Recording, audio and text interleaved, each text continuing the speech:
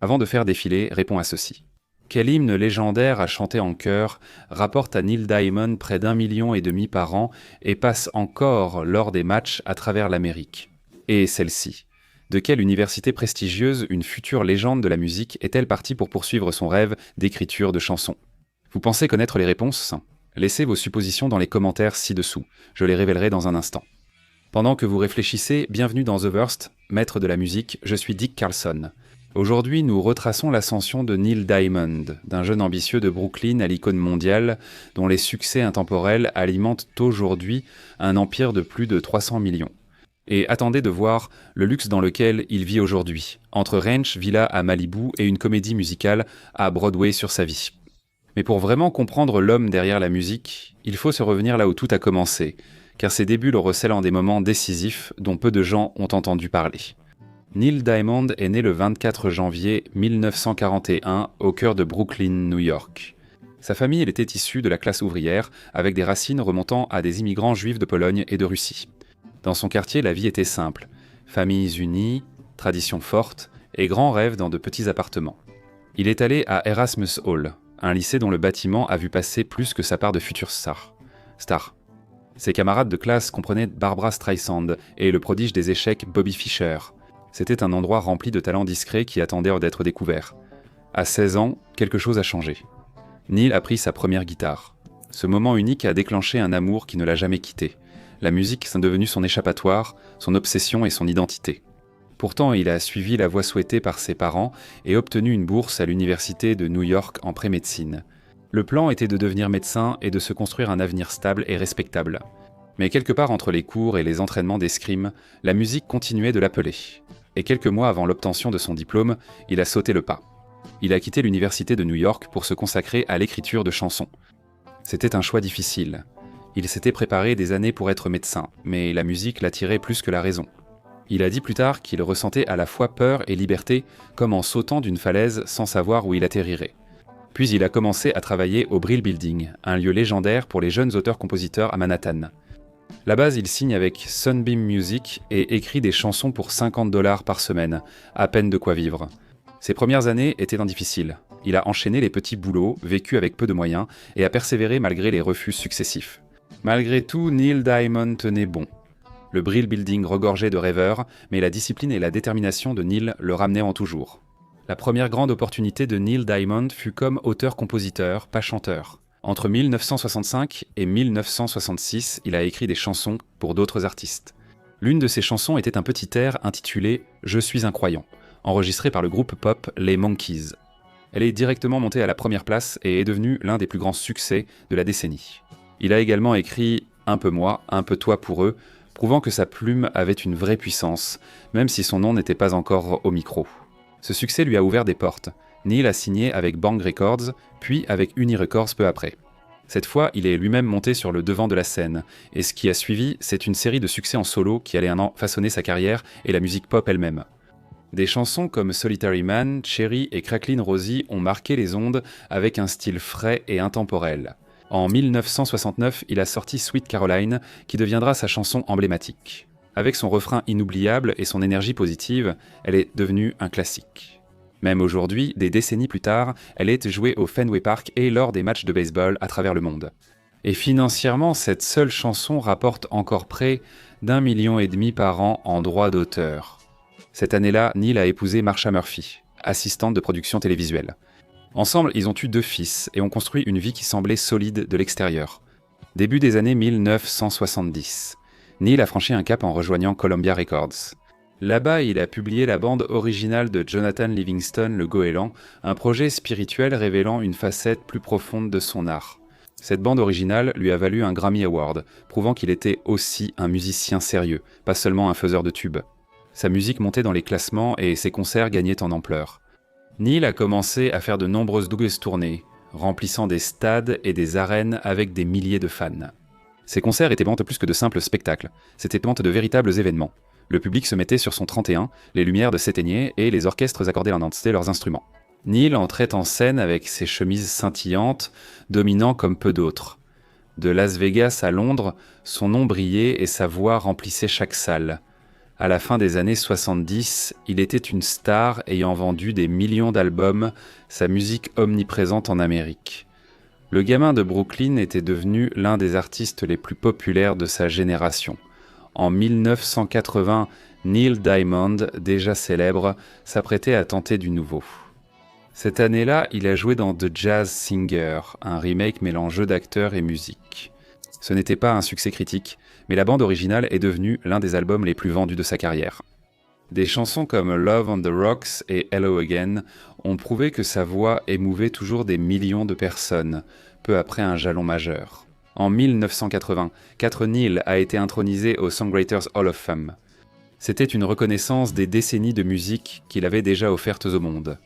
Mais alors que sa carrière continuait de monter en flèche au cours de la décennie, sa vie personnelle a rencontré quelques défis. En 1994, le mariage de Neil avec Marsha s'est terminé par un divorce, et ce n'était pas discret. L'accord aurait coûté à Neil environ 150 millions de dollars, ce qui en fait l'un des plus gros règlements de divorce de célébrités de l'époque. Malgré le chagrin et les gros titres, Neil a poursuivi. Sa musique n'a jamais cessé. Tout au long des années 80 et jusqu'aux années 90, il a continué à parcourir le monde en tournée, se produisant devant des foules à guichets fermés qui avaient grandi avec ses chansons. Il sortait régulièrement de nouveaux albums, trouvant toujours un moyen de créer un lien, que ce soit à la radio, sur disque ou sur scène. Dans les années 80, Neil Diamond était bien plus qu'un artiste en tête des classements. Il était une icône et une institution culturelle. Sa voix familière et réconfortante, ses chansons faisaient partie de la bande-son de la vie des gens. Même avec les années qui passaient, Neil Diamond n'a jamais ralenti. Bien dans la soixantaine et la soixante-dizaine, il a continué à se produire, à enregistrer et à enrichir un catalogue déjà légendaire. Au cours de sa carrière, il a sorti 32 albums studio impressionnants avec des chansons qui continuaient à toucher les générations. À ce stade, les chiffres parlaient en d'eux-mêmes. Neil avait vendu plus de 130 millions de disques dans le monde, dont 49 millions et demi rien qu'aux États-Unis. Des chansons comme America, Love on the Rocks et Forever in Blue Jeans l'ont gardé parmi les favoris des ondes et des salles de concert. En 2011, il a atteint 2 des étapes les plus prestigieuses dans le domaine de la musique. Il a d'abord été intronisé au Rock and Roll Hall of Fame, une reconnaissance longtemps attendue de son impact sur la musique populaire. Cette année-là, il a reçu une distinction du Kennedy Center, rejoignant les artistes les plus célébrés de la culture américaine. En 2012, il a épousé Katie McNeil, une ancienne dirigeante de l'industrie musicale et sa manageuse. Leur lien était personnel et professionnel. Elle l'a stabilisé à la fin de sa vie. Avec Katie à ses côtés, Neil a retrouvé un équilibre renouvelé entre son héritage et sa vie privée. À ce stade, Neil Diamond avait bâti bien plus qu'une carrière. Il avait discrètement construit un empire.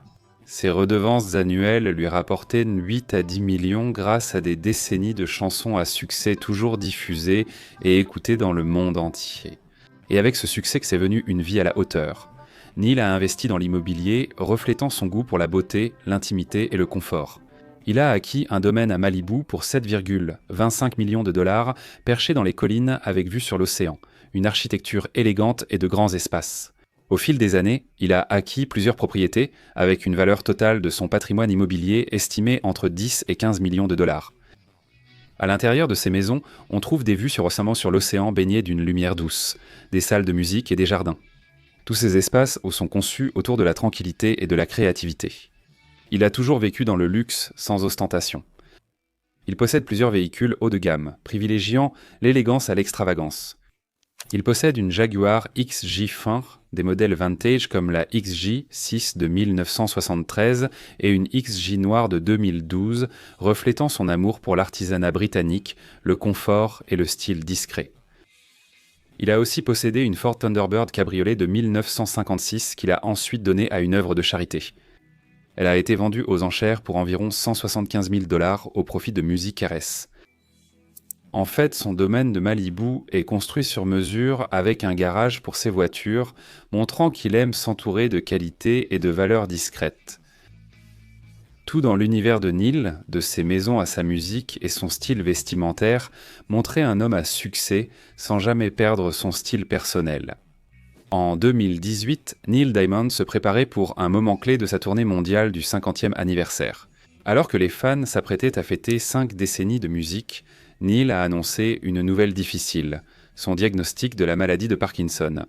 Cette maladie l'a poussé à prendre sa retraite des tournées, mettant discrètement et avec émotion fin à ses jours sur la route. Pourtant, Neil n'a pas disparu. Même s'il a quitté la scène, il n'a jamais cessé de créer. Il a poursuivi l'écriture musicale, géré son catalogue et veillé à la diffusion et la mémoire de ses chansons. Sa voix, même s'il n'était plus Lafayette sur scène, résonnait encore partout.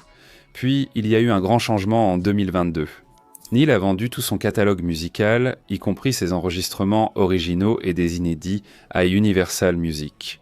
L'accord aurait rapporté plus de 200 millions de dollars. Ce n'était pas seulement une question d'argent, mais une démarche stratégique pour sécuriser son héritage et s'assurer que l'œuvre de sa vie serait préservée et protégée pour les générations futures. La même année, l'histoire de Neil a été relancée à Broadway. La comédie musicale, Un magnifique bruit, retrace son histoire faite de chansons, chagrin, succès et rédemption. Par des ovations et des moments forts, elle a présenté la musique de Neil à un public jeune et permis aux fans de longue date de renouer avec sa vie. Neil vit aujourd'hui plus discrètement et paisiblement avec sa femme Katie. Ils vivent entre Malibu et d'autres propriétés aux États-Unis. Leurs journées, paisibles mais bien remplies, baignent dans l'art, la nature, la musique et la force de ses chansons. Neil Diamond ne monte plus sur scène, mais sa présence remplit toujours les salles, les radios et les chœurs dans le monde entier. Neil Diamond reste l'un des rares artistes à avoir tout réussi. Respect artistique, succès commercial, influence culturelle et contrôle financier. Des rues de Brooklyn au temple de la royauté du rock'n'roll, son parcours ne lui a jamais été offert sur un plateau. Tout a été mérité, chanson après chanson, scène après scène et décision après décision. Aujourd'hui, sa voix résonne encore dans les stades, sur les playlists, dans les théâtres de Broadway et à travers des millions de souvenirs.